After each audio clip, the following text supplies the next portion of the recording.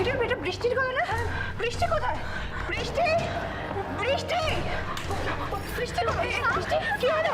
কি হয়েছে? কি হয়েছে? কি হয়েছে? বৃষ্টি কোথায় গেছিস তুই? বৃষ্টি কি হয়েছে? বৃষ্টি তুমি কি হয়েছে বলো আমাকে? কাঁদছো কেন? বৃষ্টি কিসে ভয় পেয়েছো? বৌরানীকে বলবে না তুমি? বলো। ভূত। ভূত মানে কি বলছিস? কোথায় ভূত? ছোট মার ঘরে ভূত আছে। বৃষ্টি তুমি মার ঘরে কেন গেছিলে?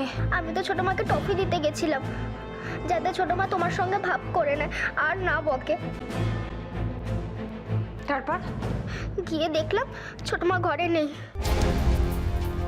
মানে ওই ঘরে ভূত আছে বৌরানী, ও ঘরে ভূত আছে। বৃষ্টি, বৃষ্টি ওরকম কিছু হয় না। হ্যাঁ, তুমি নিশ্চয়ই ভুল দেখেছো। তুমি একা ঘরে গেছিলে না, ওই জন্য ওরকম মনে হয়েছে। কিছু না বৌরানী, আমি সত্যি বলছি, আমি আমার নিজের চোখে দেখেছি। কি দেখলি তুই? জানো মা, ওই ভূতটা ছোট মার শাড়ি পরেছে, আমাকে বকুনি দিয়ে ঘর থেকে বার করে দিল।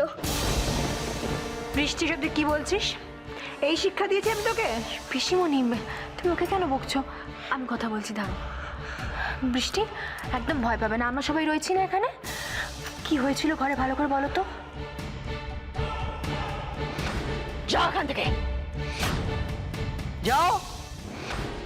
এই বৃষ্টি চল তো, ছোট বৌদির ঘরে চল। ওলি চল, ওকে দিয়ে চল, চল আমরা আসছি। দাঁড়া। তার মানে দিদিভাই নিশ্চয়ই কিছু করেছে ওনাকে, আর সেটা দেখেই বৃষ্টি ভয় পেয়ে গেছে। কিন্তু কি করেছে দিদিভাই?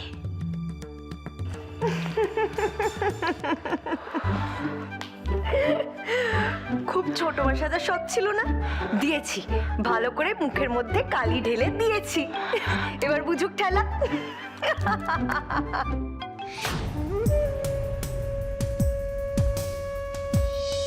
এবার আমি তোমার ঠেলা বোঝাবো ঝিলমিল। তুমি জানো না তুমি কার সঙ্গে পাঙ্গা নিচ্ছ? আমি হলাম ম্যাডাম জি, যার ভয় গোটা অন্ধকার জগৎ কাঁপে। আমার সঙ্গে পাঙ্গা। এই মুখ নিয়ে তুমি কোথায় যাবে ম্যাডাম জি? রাম, আমি তো বাইরে যেতে পারবো না। এই মুখ নিয়ে এবার আমি কি করি? তুমি না, আমি করব তো, দেখবে।